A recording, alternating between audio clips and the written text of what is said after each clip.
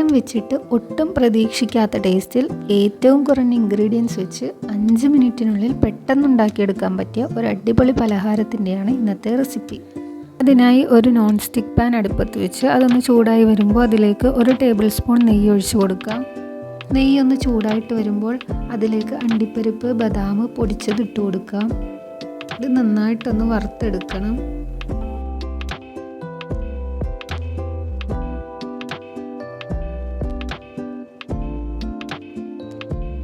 ഇനി ഇതേ നെയ്യിലേക്ക് തന്നെ 2 നേന്ത്രപ്പഴം ഇതുപോലെ ചെറുതായി കട്ട് ചെയ്ത് നെയ്യിലേക്കിട്ട് നന്നായി വഴറ്റിയെടുക്കാം.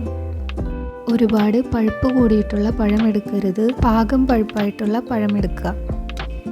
പിന്നെ തീരെ പഴുക്കാത്ത പഴവും എടുക്കരുത്. ഇനി നെയ്യിൽ കിടന്നിട്ട് നന്നായി ഒന്ന് കളർ മാറുന്നത് വരെ വഴറ്റിയെടുക്കുക. പാലൊന്ന് തിളച്ച് വരുമ്പോഴത്തേക്ക് നമുക്കൊരു മിക്സ് തയ്യാറാക്കണം. അതിനായി ഒരു ബൗളിലേക്ക് കുറച്ച് പാലൊഴിച്ച് 1 table spoon custard powder, 1.5 table spoon cornflour ചേർത്ത് നന്നായി ഒന്ന് കട്ടകളൊന്നുമില്ലാതെ യോജിപ്പിച്ചെടുക്കാം.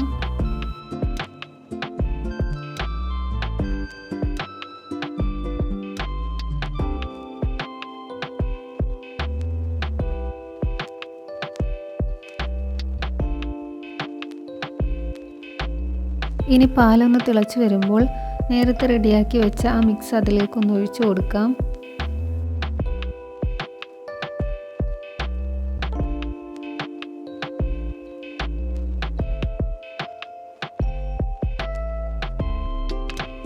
മിക്സും കൂടെ ചേർത്ത് കഴിഞ്ഞാൽ കൈ എടുക്കാതെ തന്നെ നന്നായിട്ട് ഇളക്കണം.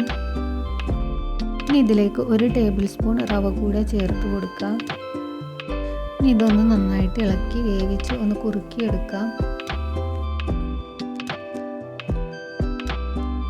ഇനി ഈ ഒരു സമയത്ത് ഇതിലേക്ക് മധുരത്തിന് ആവശ്യമായിട്ടുള്ള പഞ്ചസാര കൂടി ചേർത്ത് കൊടുക്കാം. ഞാനിപ്പോൾ 5 ടേബിൾ സ്പൂൺ പഞ്ചസാരയാണ് ഇതിലേക്ക് ചേർത്ത് കൊടുത്തിട്ടുള്ളത്. ഈ ഒരു സമയത്ത് തന്നെ നല്ലൊരു ഫ്ലേവറിന് വേണ്ടിയിട്ട് 2 തുള്ളി വാനില എസൻസ് കൂടി ചേർത്ത് കൊടുക്കുന്നുണ്ട്. വാനില എസൻസിന് പകരം ഏലക്കാപ്പൊടി ചേർത്ത് കൊടുത്താലും മതിയാകും.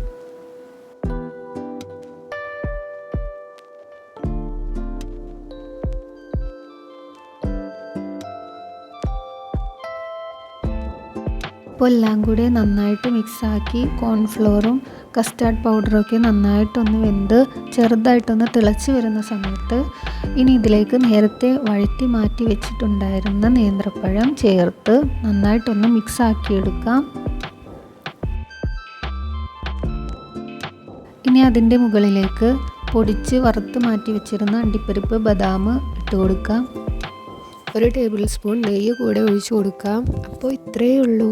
നല്ലൊരു അടിപൊളി ഡെസേർട്ടാണ്. എല്ലാവരും ട്രൈ ചെയ്ത് നോക്കുക. ഇനി നിങ്ങൾക്ക് ലൂസായിട്ടാണ് വേണ്ടതെങ്കിൽ കോൺഫ്ലോറിൻ്റെ അളവ് കുറച്ചാൽ മതി. ചൂടോട് കൂടി കഴിക്കുന്നതിനേക്കാളും ഏറ്റവും ടേസ്റ്റ് തോന്നുന്നത് തണുപ്പിച്ചിട്ട് കഴിക്കുമ്പോഴാണ്. അപ്പോൾ ട്രൈ ചെയ്ത് നോക്കിയിട്ട് നിങ്ങളുടെ ഫീഡ്ബാക്ക്സ് അറിയിക്കാൻ മറക്കരുത്. അപ്പോൾ ഇന്നത്തെ വീഡിയോ ഇഷ്ടമായെന്ന് വിചാരിക്കുന്നു. ഇഷ്ടമായെങ്കിൽ ലൈക്ക് ചെയ്യാനും ഷെയർ ചെയ്യാനും സബ്സ്ക്രൈബ് ചെയ്യാനും കമൻറ്റ് ചെയ്യാനും മറക്കരുത്. അടിപൊളി വീഡിയോയുമായി വീണ്ടും വരാം. അതുവരെ take care. Bye. Thank U.